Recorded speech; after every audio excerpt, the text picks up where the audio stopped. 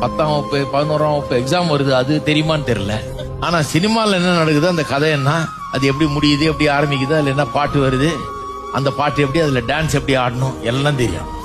இவ்வளவுதான் தெரியுது பாருங்க. இதுதான் ஜனங்க, பெற்றோரும் அதுலதான் என்கரேஜ் பண்றாங்க.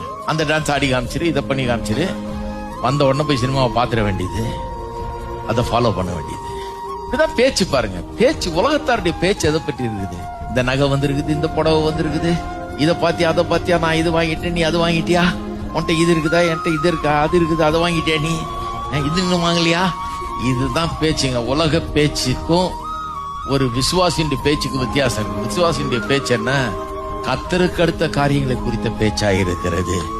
அவன் உலகத்துலதான் வாழ்றான், ஆனால் விசுவாசினுடைய பேச்சு எதை பற்றியதா இருக்கும், அவனுடைய உள்ளமெல்லாம் எதனால் நிறைஞ்சிருக்கோ அதான் பேசுறான்.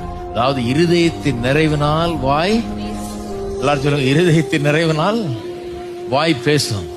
இருதயத்தில் யார் இருக்கா, ஆண்டவர் இயேசு. இயேசுவினால் இருதயம் நிறைந்திருக்குது. இயேசுவுக்கு அடுத்த காரியங்களால் உள்ளம் நிறைஞ்சிருக்குது.